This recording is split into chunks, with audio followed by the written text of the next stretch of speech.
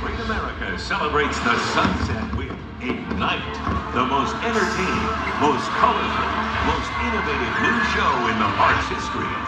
Get ready for a magical musical explosion. Ignite, the grand finale, coming in 2013.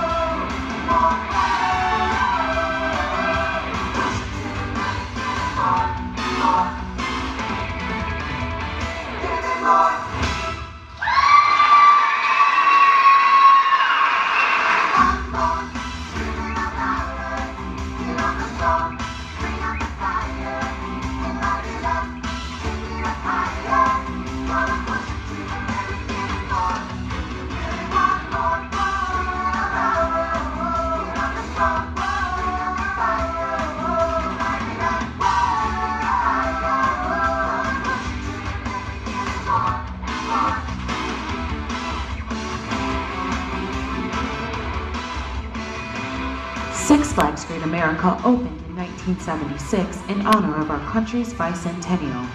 Screams and Dreams Volume 3 continues the heritage of Great America with a look back at the park's more memorable moments from the 2000s through 2012.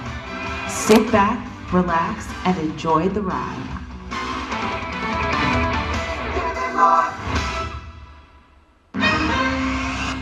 No, it's gonna be boring. Here we go.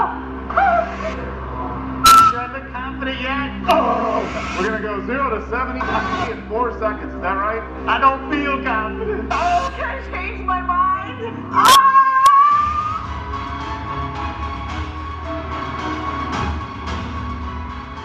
The Intamin designed Vertical Velocity debuted in 2001.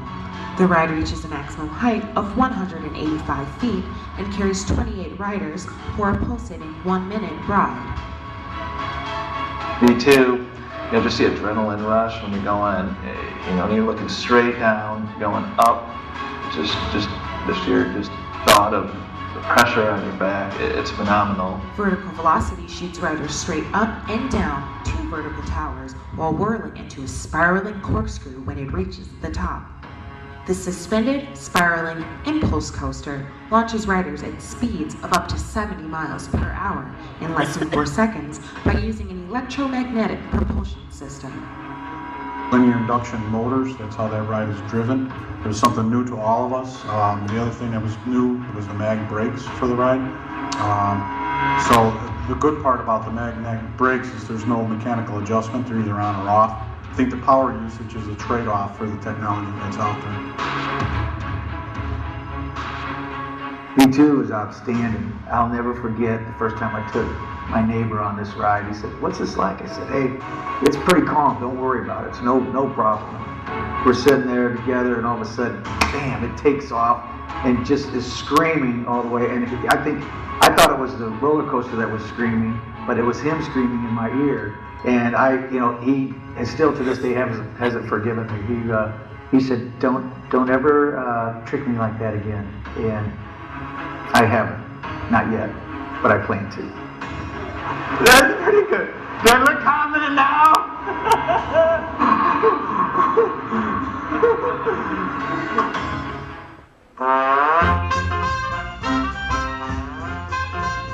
Mardi Gras area of the park was unveiled in 2004 as a breakout from Orleans Place. This themed area introduced several new rides, including the high-rising circulating family ride, Big Easy Balloons, the head-flipping over-your-heels King Chaos, the unique Jester's Wild Ride, and a new roller coaster, Raging Cajun. It's an intense ride, which people don't really expect while they're waiting for it. It just, it looks like a smaller coaster, not a lot of drops, you don't go upside down, but once you get on it and the car releases, I think a lot of people are surprised by that because it does deliver an intense ride.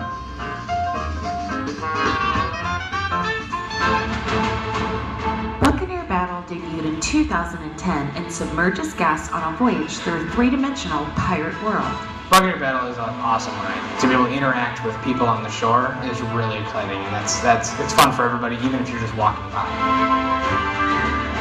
Pirates and tropical theme. I really enjoyed the tentacles coming up out of the water. In order to enhance the atmosphere, there were several pirate characters brought in for the launch of the ride at its media event. The pirates and how ridiculous they were. They would come running off of the ride completely soaked and just, "Alright, you ladies, let's get out here." And they were ridiculous.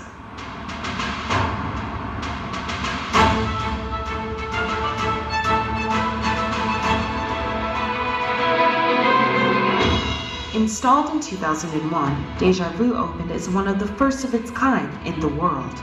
It also featured a unique height restriction limit.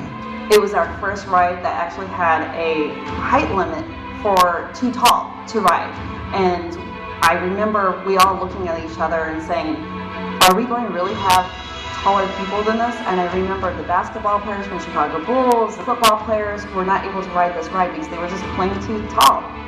This giant inverted boomerang coaster featured an innovative catch car system on an elevator-style cable lift.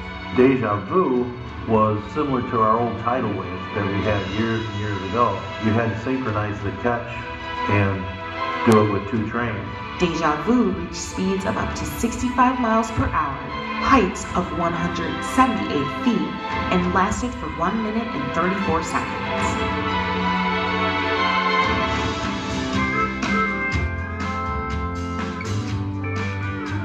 Over 5 years in development, Hurricane Harbor was the largest expansion in Great America's history when construction began in the fall of 2004.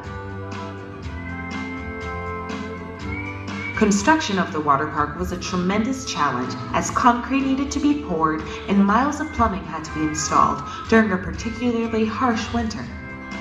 Despite the construction challenges, Hurricane Harbor was completed on time and opened in the spring of 2005. Six Flags Great America's Hurricane Harbor really transformed this property. It added a tremendous water park, one of the biggest in the world, and it changed how people visit Six Flags Great America forever.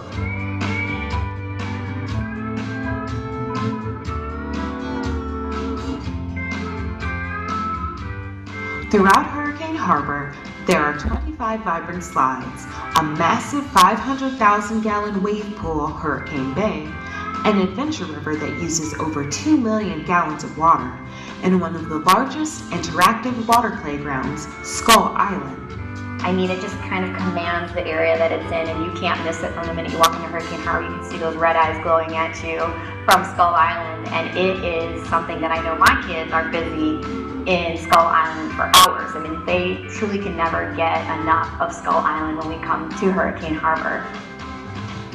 Theming was also very important in the development of Hurricane Harbor, as colorful boats, decorative signs, gorgeous flowers, and 3 different species of palm trees were all used to help create the Caribbean-type atmosphere Great America was looking for. However, creating a Caribbean atmosphere in a Midwest climate proved to be challenging. Over the course of the next couple of weeks, all the trees started to die, and the park president at the time took it upon himself to go and get with purchasing department, ordered all new trees, and one night we went out with a crew of painters and a man lift, and we spray painted all the trees green. And the next day when the park president came out and looked, he thought the trees had arrived, and somehow we had miraculously replaced all the trees with new ones. In 2011, Riptide Bay was added to Hurricane Harbor. The expansion ushered in new attractions and included the thrilling dive bomber and the heart-stopping Mega Wedgie that drops gas over 5 stories in a straight free fall at 20 feet per second. They put you in this phone booth and they make you assume this crazy position where you are so vulnerable and you know that this floor is going to drop out from under you. And the ride operator, like they do on every ride, said, "Are you ready?" And I said, "No." And I think he thought I was kidding. And I said, "Give me a second here. I'm still adjusting." And it was, they said, "How are you doing?" And I said, "I'm getting there." I said, "Okay, let's do this." And he paused a little bit longer just to let me think about it a little bit more and dropped me. And it just takes your breath away. You are just free falling. The floor drops out from under you. And a dainty fella like me just went flying right down there. And it was an incredible thrill. It's one of the few times I can ever remember being genuinely scared at this park.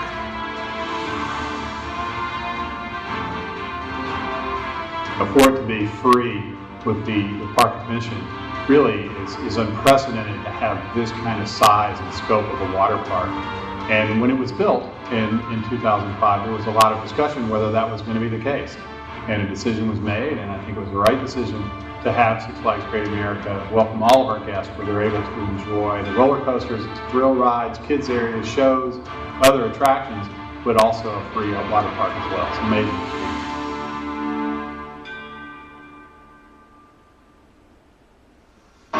My name is Chris Jones. I'm the supervisor in charge of the parade here every night at 9. A few years back when I was the stage manager for the parade, I was a lot younger, and the pre-show for the parade has kind of been a staple here. It's kind of one of the things that started almost back to the Marriott days. Throughout Great America's history, the entertainment department has performed day and night parades for guests, all including live singing and dancing. Many of Great America's parades have also included advanced lighting, sound, and special effects systems, as well as pyrotechnics. It was a great experience because it really got the entire entertainment department together at the end of the night. Not only was it a great show and a great experience for our guests, it was a very good team building experience for all the employees. The Glow in the Park parade came to Great America in 2010. The show on the stage was conceptualized and produced by Great America team members in order to have it work cohesively with the Glow in the Park parade created by Gary Goddard Entertainment.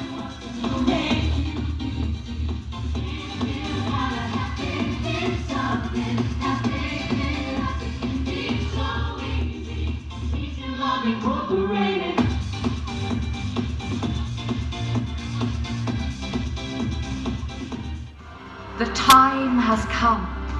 Darkness is upon us.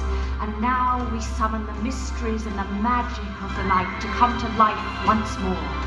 Tonight, the darkness is our canvas, as the infinite colors of imagination unfold before your very eyes.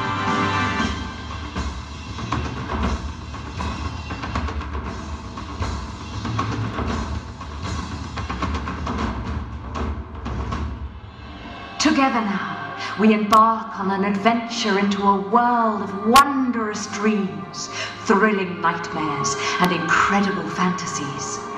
Join us as Six Flags proudly presents the Glow in the Park Parade.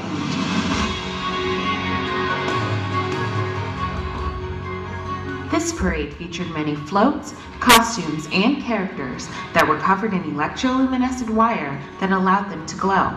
The parade required over 100 team members every day to run properly.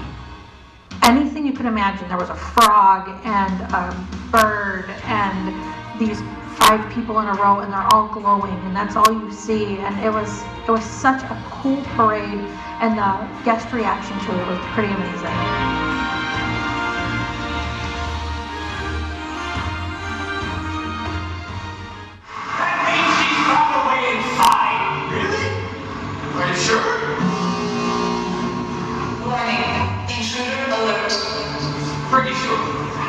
The Operation Spy Girl stunt show was at Great America for the 2007 season. They did a lot of acrobatic work. They were jumping on trampolines all the time. They were jumping off of things, onto trampolines, back up onto things, and these guys were so athletic in the different things that they were doing.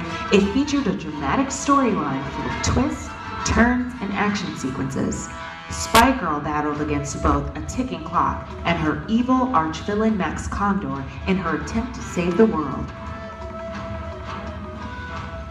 Operation Spy Girl had 15 performers and 6 technicians on a daily basis running the shows.